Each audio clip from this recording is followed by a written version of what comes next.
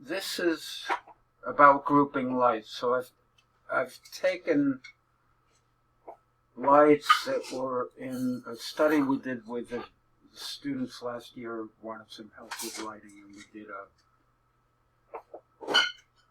I wanted to learn about IES profiles and how they might be applied. So I've taken 4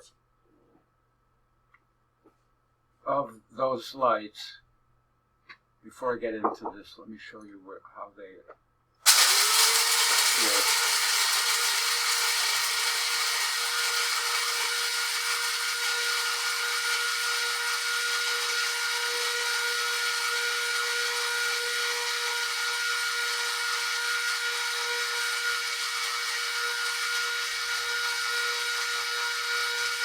So I took them from the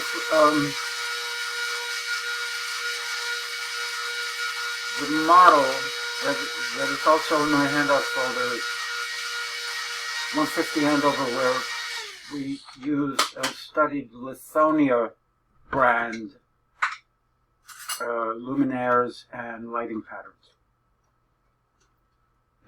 So I copied these 4 lights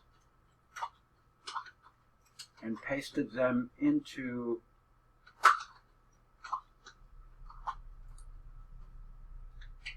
this is what they look like, a quick rendering in my model. There's other stuff to talk about here, because light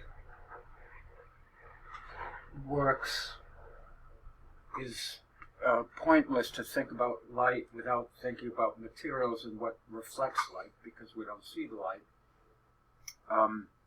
So there's a whole separate subject about the quality of paint, its properties and stuff, and how that would affect, modulate an interior, a lighted interior. But maybe that's another lesson. Okay, so there they are pasted into this center model, and I think it's, in terms of a 3D view, it's this one. So I did a rendering, and I suspect that the light fixtures you have in here are way too hot. Gee, I didn't have this microphone nearby. I hope you can hear. So you can see them in contrast with the other ones. So let's talk about light groups. Let me take your lights and group them, and then this will allow me to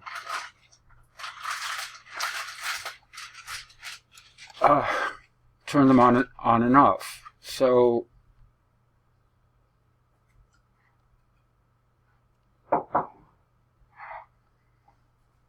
let's see.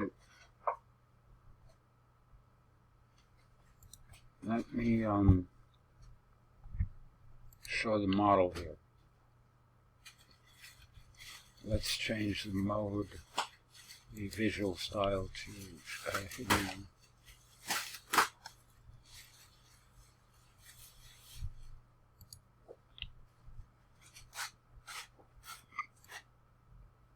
The light grouping feature is annoying because you can't, if the name of the light is too long, you can't see it. And many manufacturers have these huge light names. I can't even make this bigger. If you look at a project called 50 Staniford Street, there's some light labels that are out of control. You can see what the problem is here. All right. He's doing 50 Staniford. They are doing 50 Staniford? Yep. They have them on. So if you go and try to group lights for 50 Staniford, you haven't lived until you try grouping lights at 50 Staniford Street. Let's let's select these two lights and create a group called Chris, because we have trouble pronouncing your last name. Chris 1 long.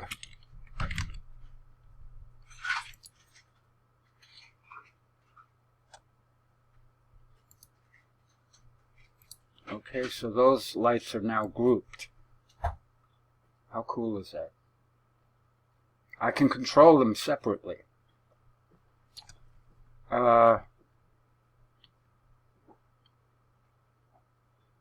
Let's try to select others.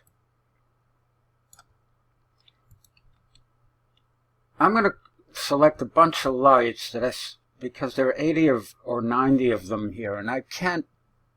It's hard for me to believe they're actually in the project, so they're probably just left over from the model. But let's select all of these. Since none of them turn up, I'm going to make a new group called Not in Contract, NIC. That's a term you should be familiar with. So those are NIC lights. And I'm moving those lights to that group. Right? And what do I do with that group? I'm going to turn it off. Right? Okay, I've done enough here to show you where this is going, because I don't want to make this really long, and I got a lot of other stuff to do right now. So enjoy this, and I will save the result and put it in a Revit file in my handouts folder. Good luck.